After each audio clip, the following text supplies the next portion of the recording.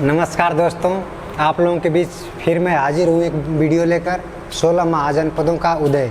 इससे पहले वाले वीडियो में आप लोग प्राचीन भारत से जैन धर्म, बौद्ध धर्म ये लोग पढ़ लिए हैं। जैन धर्म, बौद्ध धर्म, जैन धर्म के बाद आता है 16 महाजनपदों का उदय।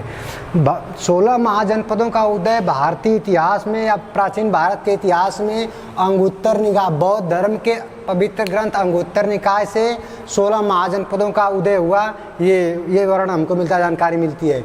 इसके अलावा भगवती सूत्र से जो भद्रबाहु और ये आचारांग सूत्र, भगवती सूत्र जो जैन धर्म के ये पवित्र ग्रंथ हैं, इनसे भी जानकारी मिलती है 16 महाजनपदों का। इसके अलावा महाभारत में भी 16 महाजनपदों का उदय ये वर्णन किया गया है। पुराण में भी और अथर्ववेद में ये लिखा गया है कि ये 16 महाजनपदों का उदय हुआ था। 16 महाजनपद आप लोगों के सामने एक ट्रिक के रूप में है। मैं अब की अस्मक पहुँचूँगा, मैं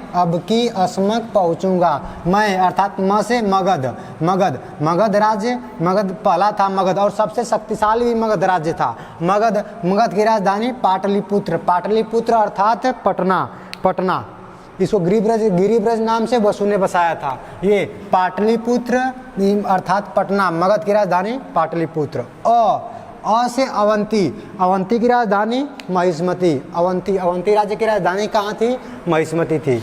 और फिर व से है वज्जी की राजधानी कहाँ? वैशाली, बिहार में। वज्जी महाजनपद की राजधानी कहाँ थी? बिहार में थी। वज्जी महाजनपद वैशाली, इसकी राजधानी वैशाली। इसका अगला था कोसल महाजनपद की राजधानी श्रावस्ती थी। कोसल महाजनपद की राजधानी कहाँ थी? श्रावस्ती थी। कोसल महाजनपद में सबसे अधिक उपदेश दिए गए महात्मा बुद्ध के कोसल की राजधानी श्रावस्ती में सर्वाधिक उपदेश दिए गए। तो कोसल महाजनपद की राजधानी कहाँ थी? श्रावस्ती। इसके बाद अस्मक, ये एकमात्र अस्मक ऐसा महाजनपद था जो हमारे दक्षिणी भारत में था। इसकी राजधानी कहाँ थी? अस्मक की राजधानी पोटली। इसके अलावा अगला महाजनपद स से सूरसेन महाजनपद की राजधानी मथुरा। यहीं से सूरसेन से ही सौरसेनी भाषा का उद्भव हुआ है। सूरसेन की राजधानी मथुरा। इस बाद म से मल गणराज्य या मल राज्य की राजधानी कुशावती। मल में जैन धर्म और बौद्ध धर्म दोनों से संबंधित राज्य है, बहुत बड़ा मल। इसकी राजधानी कहाँ थी? कुशावती। इसके बाद अगला राज्य था कुरु अर्थात दिल्ली के आसपास या कुरुक्षेत्र के दक्षिणी कुरुक्षेत्र कहा था इसको। कुरु की राजधानी इंद्रप्रस्थ अर्थात दिल्ली। कुरु जब महाजनपद की राजधानी दिल्ली, कुरुक्षेत्र वाला, ये हरियाणा में वर्तमान में है। कुरु महाजनपद की राजधानी इंद्रप्रस्थ। इसके बाद आता है अगला पांचाल महाजनपद की राजधानी कहाँ थी? अहिछत्र। पांचाल महाजनपद था, इसकी राजधानी अहिछत्र। और अहिछत्र इतिहास में अहिछत्र किनकी राजधानी थी? चौहानों की। सबसे पहले चौहानों की राजधानी अहिछत्र थी और ये अहिछत्र पांचाल की राजधानी इससे पहले थी।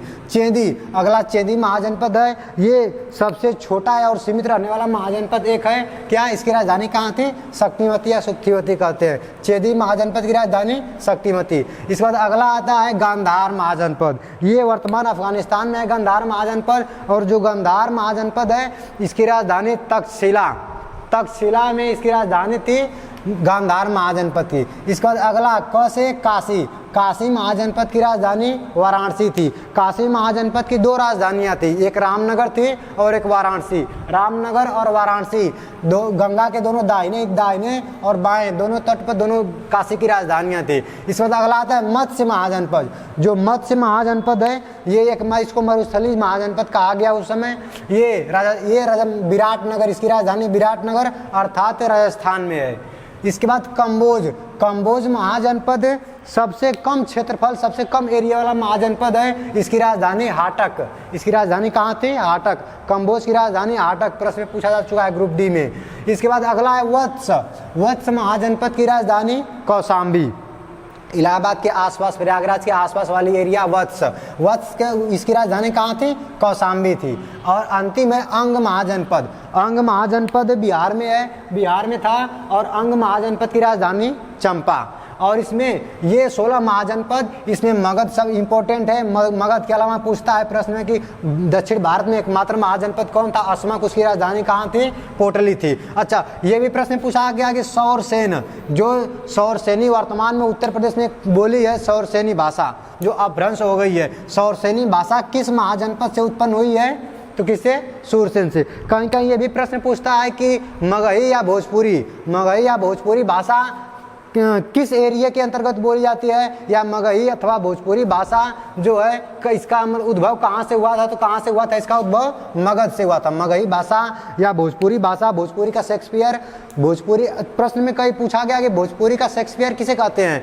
या भोजपुरी राजा भोज ने भोजपुर सागर की स्थापना भोपाल में किए थे, भोपाल, इंदौर में। और ये भोजपुरी भाषा का सबसे पहले आर्य टॉम्स नामक अंग्रेज ने भोजपुरी शब्द का प्रयोग किया था। यह भी प्रश्न पूछा जाता है कुरुक्षेत्र की राजधानी कहाँ थी? ये पूछा गया है यूपीएससी में कि कुरुक्षेत्र की राजधानी कहाँ थी, ये प्री के सेकंड पेपर में। तो कहाँ थी? इंद्रप्रस्थ थी। पांचाल की राजधानी कहाँ थी? अहिच्छत्र। चेदी, एकमात्र 16 महाजनपदों में सबसे छोटा महाजनपद कहा जाता है चेदी को। और इसकी राजधानी कहाँ थी? शक्तिमती। गांधार की राजधानी तक्षशिला।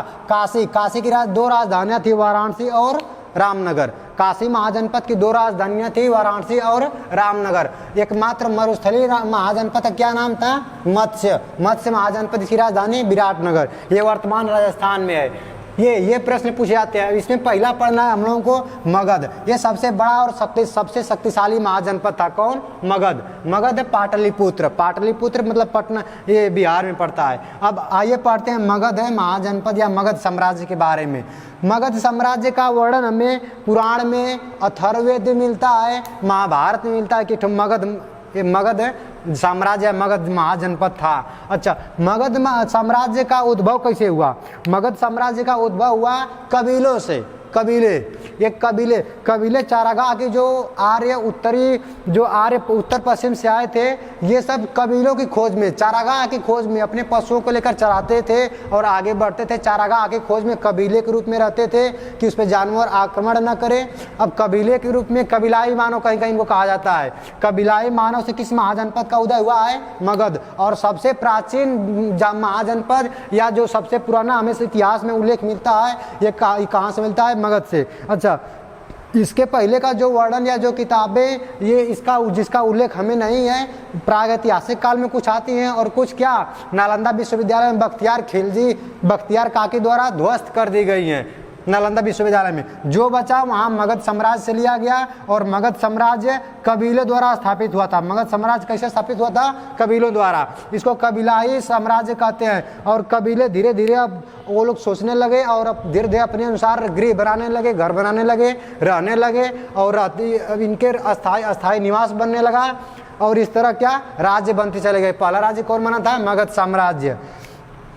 जो मगध साम्राज्य के आसपास कई कबीले थे उस समय, और उन कबीलों में सबसे बड़ा जो कबीलाई मानव जो सबसे बड़ा कबीला था, उस कबीला का नाम था मनुमती कबीला। ये जेपीएससी झारखंड पीएससी में पूछा गया प्रश्न है कि सबसे बड़ा मगध साम्राज्य में जो कबीले थे उनमें सबसे बड़ा कबीला कौन था?